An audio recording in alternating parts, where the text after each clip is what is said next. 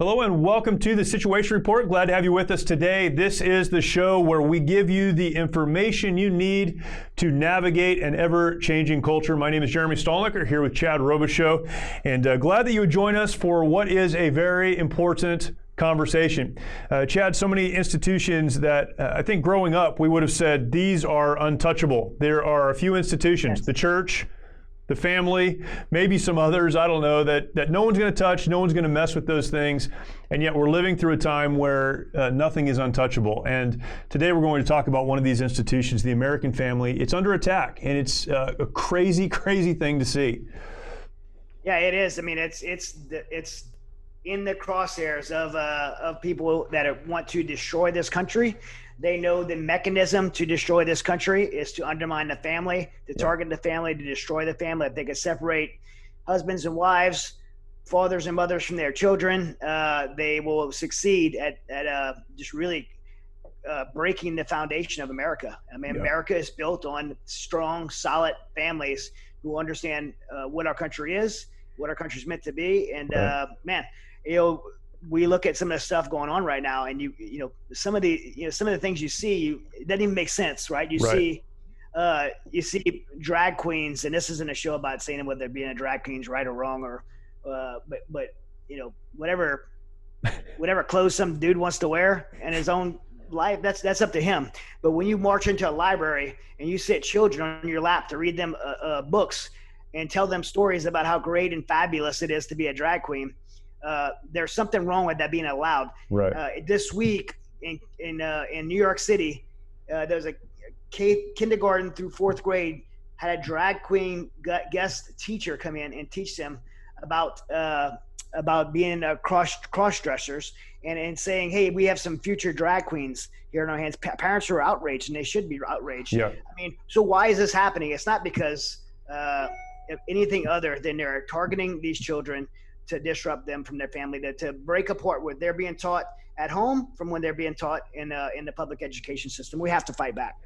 Yeah, we understand that historically values have been passed down from one generation to another through the family. And so for those that oppose traditional values, and we could talk about what those are, but we talk about patriotism, what it is to be an American. We talk about matters of faith and what we care about, even economically. Those values are passed down in the context of the family. So if you want to change the narrative in those areas, the easiest way to do that is to destroy the family. And we even understand, a lot of research has been done, a lot of data is available to demonstrate that when there is a family, a unit where values are being taught in the context of that unit, those children, generally speaking, will be more conservative on all of these issues. And so there is a real attack, and it's the craziest thing to watch happen, but it's happening in front of our eyes. And I think one of the encouraging pieces of all of this is to see families and parents finally stand up and say, we're not going to let this happen anymore. And that has been encouraging, but it's a battle we need to fight. And we're seeing the popularity of it is what's so dangerous, because it's being packaged and sold in a way that seems like you have to really like, is this right? Is this wrong? Yeah, when you right. think of something like critical race theory, well, I'm not a racist. I don't want to be a racist. So, exactly. Yes. So, I mean, you and I, we both hate racism. And so why wouldn't we stand with the critical race theory? Well, because by its nature, we'll talk about this some today, but it's racist by nature. And basically what they're doing in this is telling these children, hey, we're teaching you is right. What you learned from your family is wrong. The way you were brought up is wrong. So let us teach you the right way. Yeah. And even big movements like organizations like Black Lives Matter. I mean, I think any rational person would look at the name BLM, Black Lives Matter, and say, of course, Black Lives Matter. Yeah, exactly. Right? Yes. But then when you look at the organization, right, what the organization says, you just go on the website and read its mission statement. It says it's directly targeting, and its mission, its primary mission is to disrupt and destroy the nuclear family. That's right. That's the American family. And, that's husband, wife, and children's in their home. That's the mission of it. Yeah. And so there's a direct attack on this. Again, it's being packaged and sold in a way that people are attracted to it, and they seem like, well, of course I'd want to support that. But we have to encourage every American to look into what these movements are, understand what they're trying to do, and why they're pushing these agendas. Right. And one of the things that you and I say on so many issues is it's one thing to point out the problem. It's easy to point out the problem, but there has to be a solution that is actionable, something that we can do. And this can be a hopeless thing until you realize there are people who are standing up. There are even organizations who are providing every resource you need to fight. And thankfully, we have a guest on today that's going to help us understand some of that. Terry Schilling is with us today. Terry is the president of the American Principles Project.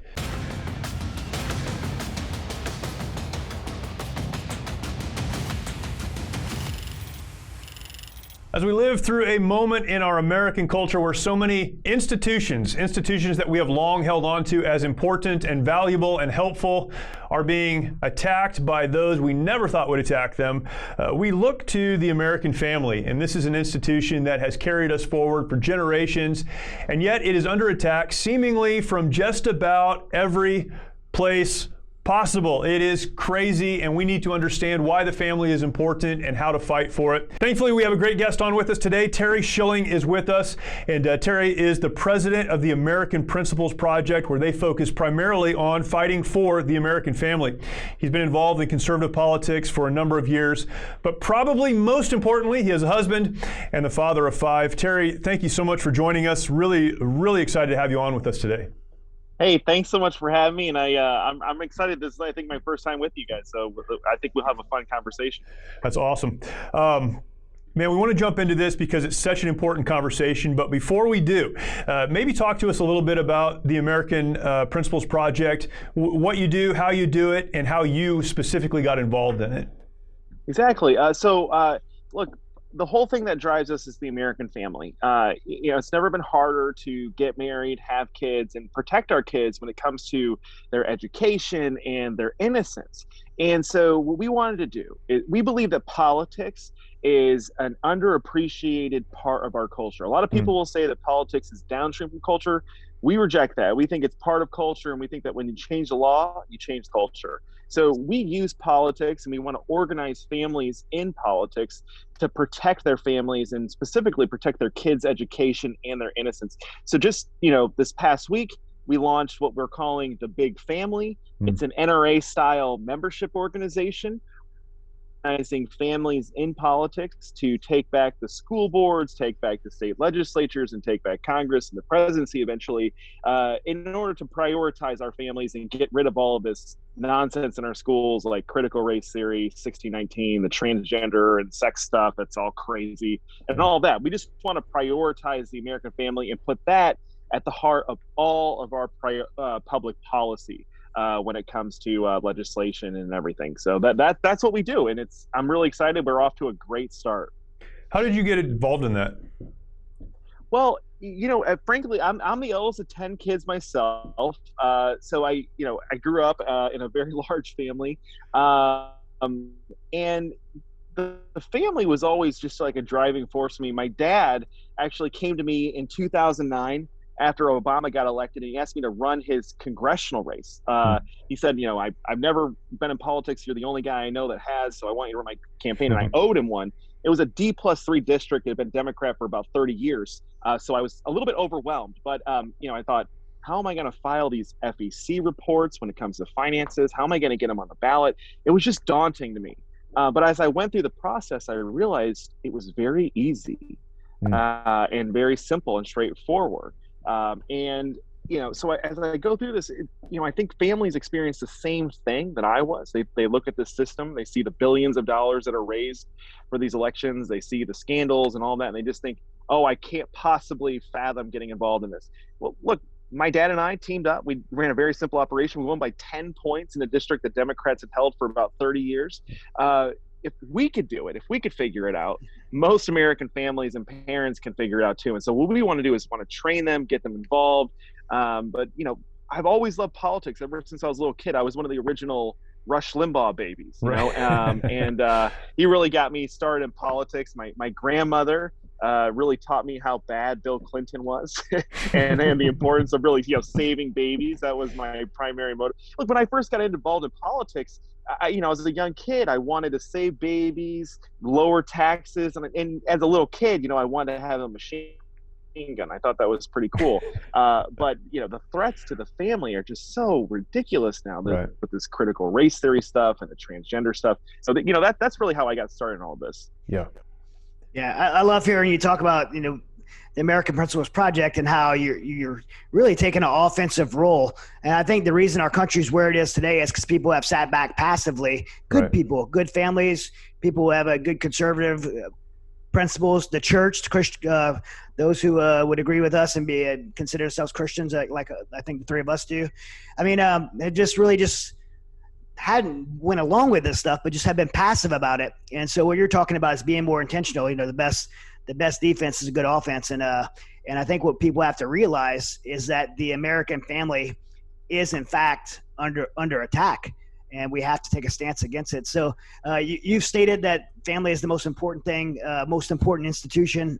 I agree with you. I believe it is. What do you mean by that, though? What do you mean by the American family is the most important institution in our country? Well, at its base, right, it's where new life comes from. New life comes from families, a mother and a father coming together, making new human life, and then raising that child in a loving home, providing it the resources, giving it the education and experience, basically training it. And we've done a lot of research into how family structure impacts voting behavior and ideology. And I know you guys won't be shocked, but maybe some of your listeners will. The incredible thing here is that the Americans, that like the people that revere the Constitution, that respect the founders, that understand the principles of limited government, religious freedom, and what this country was founded as, they come from married families. And even divorced families. Divorced families are kind of like split down the middle. They go either one way or the other, depending on where the momentum is politically. But where we're getting destroyed is in these households of never married people and cohabitating people. And it's just the family is so important. It's the first political institution. It's where future citizens are not only created, it's where they're formed. And so when you have dysfunction in the family, when you have dysfunction at the beginning of new human life, at the beginning of the creation of your new citizens, you're going to have dysfunction down the road with your citizens in your country. And they're going to be confused. These kids that are raised in cohabitating households or never married households, they grow up usually with a dependence on government. They grow up in a household with non-traditional values. They've been given the short end of the stick. And a lot of them end up coming to the realization later on in their life, and they think that the game is rigged. And it's just because they've been denied a mother or a father or, the proper things that they all deserve. So that, at the very basic minimum, the family determines the future citizens that a country has. And so when there's dysfunction in the family, through the floor, the birth rates through the floor, you're setting yourself up for a disaster down the road. I wanted to take a minute to let our audience know about the work that we do through an incredible veterans nonprofit called the Mighty Oaks Foundation. Many of our nation's warriors struggle with the hardships of military service and reintegration back into civilian life. Often they leave broken homes in their aftermath and comprise one of the most at-risk groups for suicide, with over 20 veterans who take their lives every single day. Mighty Oaks tackles this critical issue with our faith-based, peer-to-peer resiliency and recovery programs offered at no cost to our honored servicemen and women at beautiful ranches across the United States. Mighty Oaks has one of the highest success rates of any program available anywhere. Visit mightyoaksprograms.org to learn more about how you can make a direct impact in the lives of our servicemen and women to help them find a new life purpose through hope in Christ. Again, that's mightyoaksprograms.org.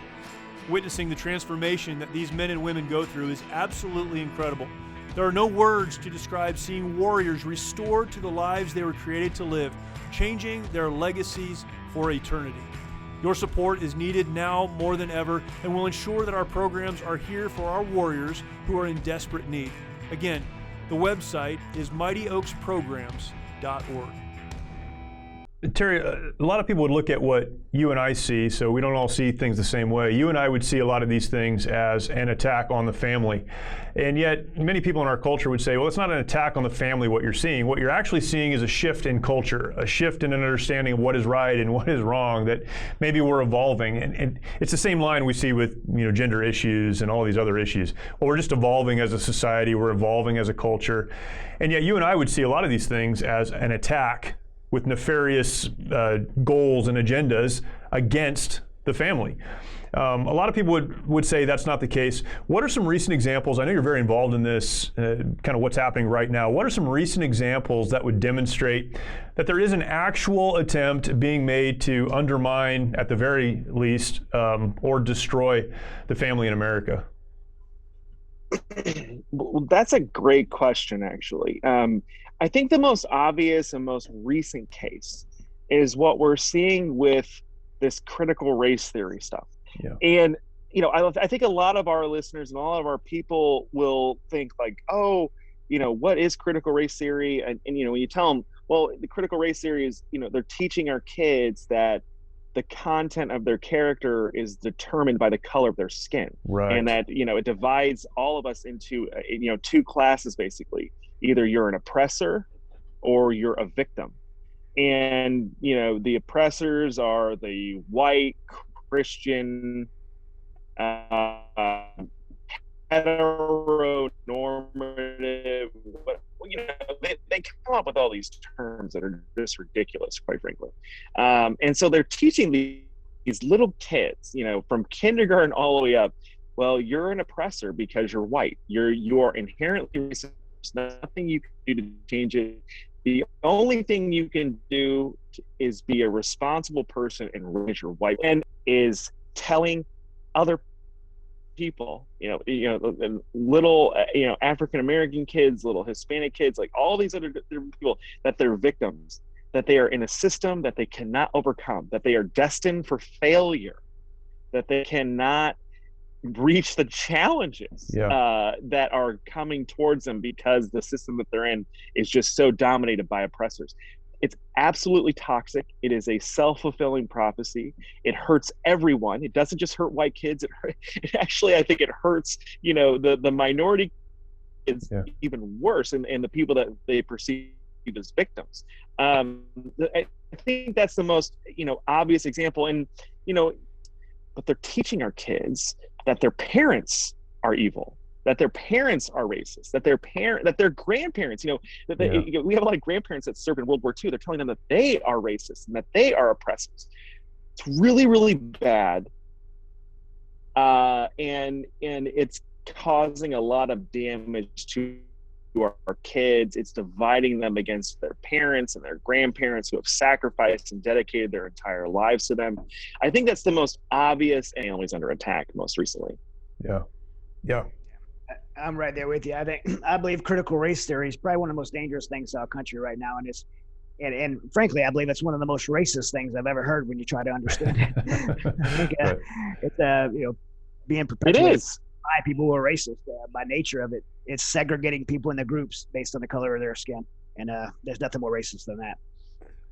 Hey, one of the challenges that I believe families who would agree with what we're saying today face, as they look at the importance of family, is good quality families, people who are being the dads they're supposed to be, people who are being the moms they're supposed to be, because life is so hard in this generation. They're busy. They're so busy trying to just take care of their homes, put food on the table, pay for $5 a gallon of gas. They're busy. So how do they get engaged in this when we need to be offensive about this? I mean, I watched some of this stuff going on in schools. I was just watching New York. In New York City, they had the drag queen come in and teach kindergarten through fourth graders about being a drag queen. And I'm thinking, my first thought was that what parents would allow their kids to see this? And then my other thought was many parents are out working and don't even know their kids are seeing this, and they're just busy trying to be good parents. And so how do busy parents who are trying to do the right thing be part of this fight, get engaged? How could they be involved in this with all the business of life? Well, Chad, that's also an excellent question. So here's the thing.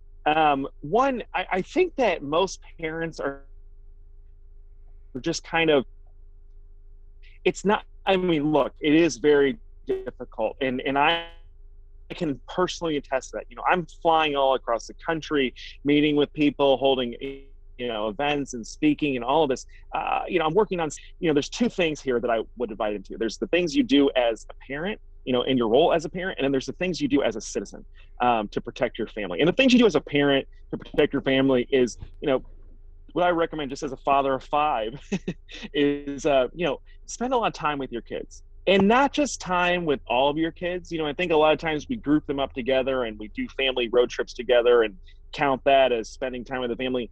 You really need to spend one-on-one time with your kids. You need to talk with them about the things that are going on, and it doesn't need to be anything too crazy.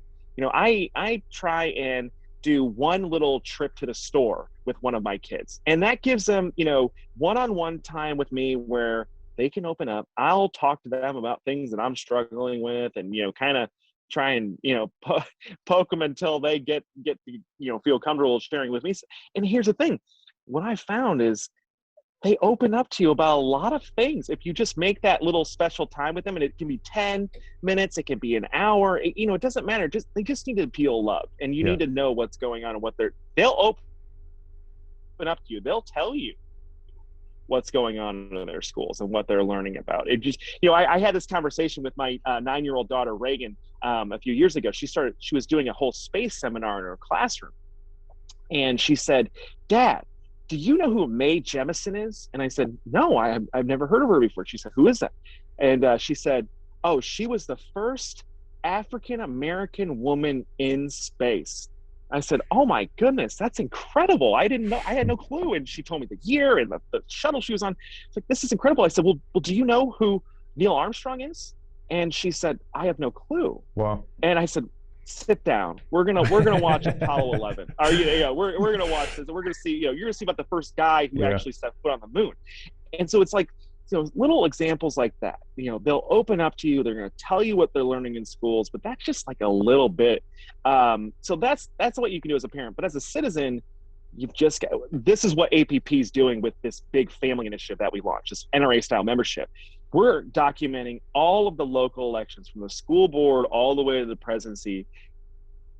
We're going to make sure that when your elections are, who the bad guys are that need to get thrown out of office, and make your lives that much tough to make ends meet. And it's tough enough to get that little alone time with your kids and spend the quality time with them. So we're going to make your life a lot easier by making sure that you don't need to go and look up when your elections are. We're going to text message you a week before the election. We're going to text message you the day of the election to make sure you get out and vote.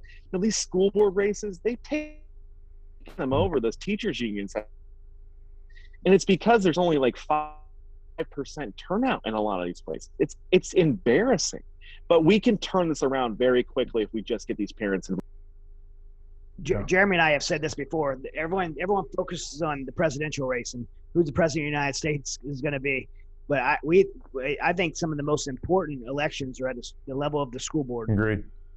Because it shapes the future of who's the voting base is going to be for those future presidential elections. The other thing is, you're exactly right. The local elections, your local officials can actually be a very effective bulwark administration. Like, you have a strong conservative pro-American sheriff in your town and a pro-America school board, you're not going to have a lot of the problems that the federal government is trying to push on you. That's a very good point. Another great conversation, but before we continue, I wanted to introduce you to one of our sponsors. Great to have them on board with us. This is the MUTVET family. MUTVET, they are the very first crypto token for veterans by veterans. MUT, M-U-T-T, that is the Marines United TUFL token. If you're not familiar with TUFL, it's TUFL Hunden. That is the Devil Dogs. It goes all the way back to World War I. Marines understand that if you're a Marine listening, you get it. And this is a token for veterans by veterans. If you've not yet looked at blockchain technology and cryptocurrency, you need to. If you listen to this show, we've had conversations about this in the past. This is not financial advice. I'm not a financial advisor, nor would I encourage you to do something just because I tell you to. But if you haven't looked at it, certainly this is a conversation taking place globally, and you need to take a look. And this is a good place to focus. If you are interested, I would certainly encourage you to go and check out MUTVET. For those that own this and participate, the MUTVET family may occasionally reward its holders with airdrops, new holder referral bonuses, as well as donation incentives. There are so many places that you can get involved in cryptocurrency, and I would encourage you to take a look at MUTVET, www.mutvet.com. You started off by saying that people have long said that politics is downstream of culture, and that's something that I've long believed. And as a Christian, I believe that we can influence culture best by communicating truth, and as individuals and then families accept that truth, it will impact politics.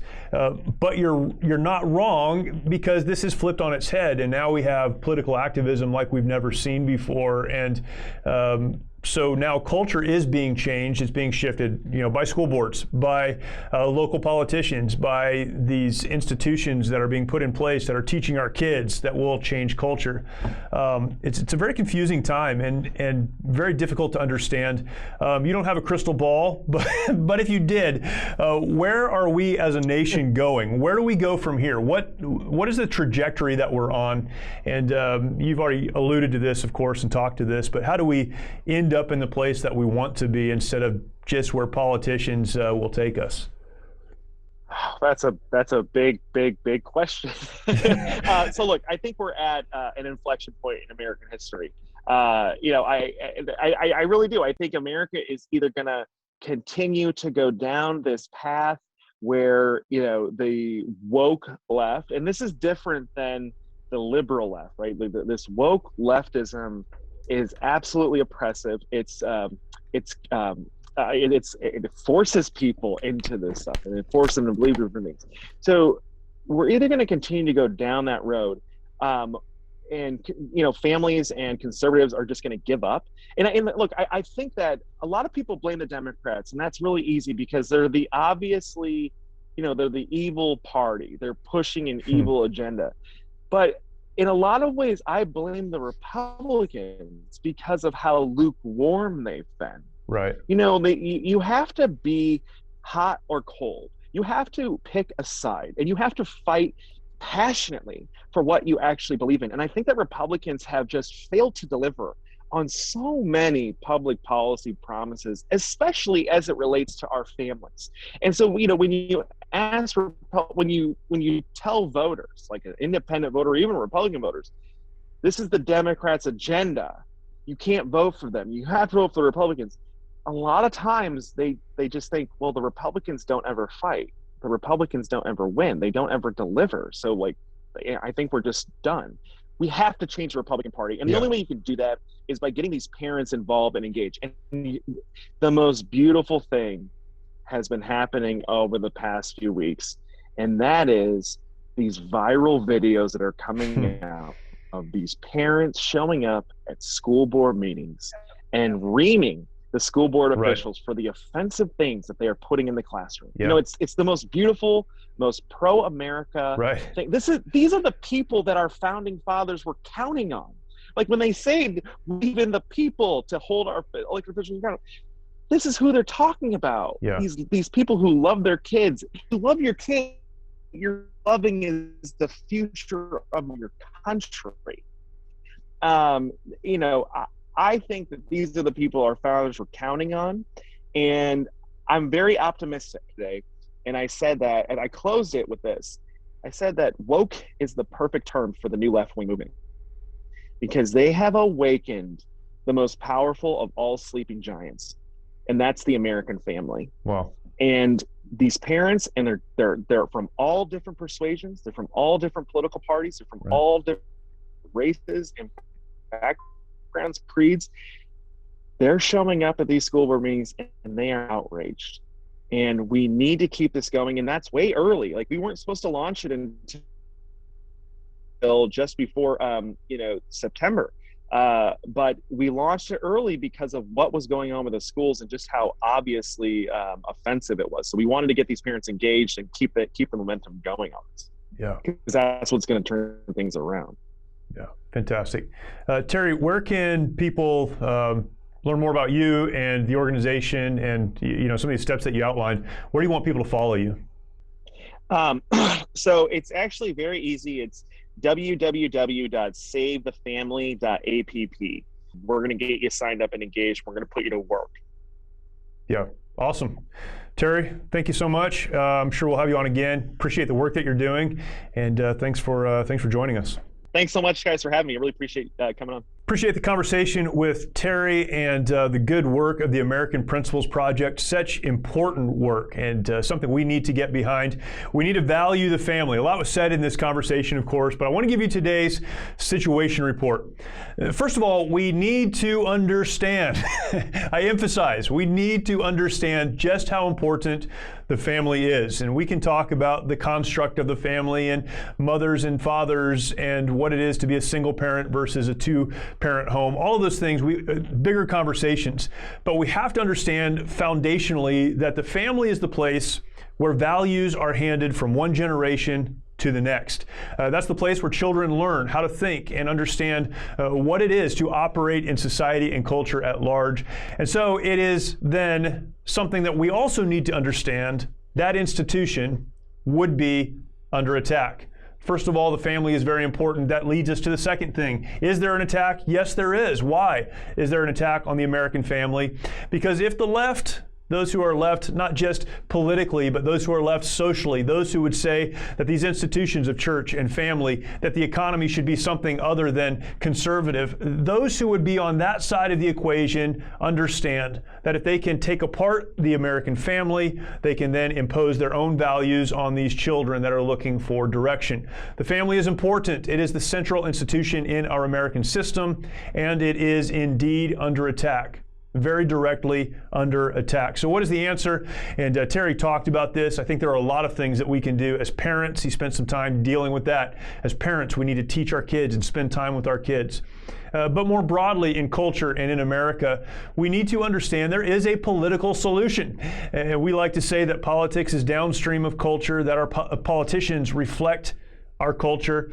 But now politicians are actively shaping culture. And so we need to stand up, we need to get involved, we need to get behind organizations like the American Principles Project who are sorting through all of this and providing the information we need to make right decisions. This is a difficult time. This is a time that we are required to stand up and do something, but it's not hopeless. We need to move forward together, and we certainly can. That is today's situation report. Again, such a valuable conversation. I'm sure we'll have Terry on again to talk about some of these issues and others even further in the days ahead. Thank you for being with us. Hope that was a help to you. Let us know if we can do anything for you. We'll talk to you next time.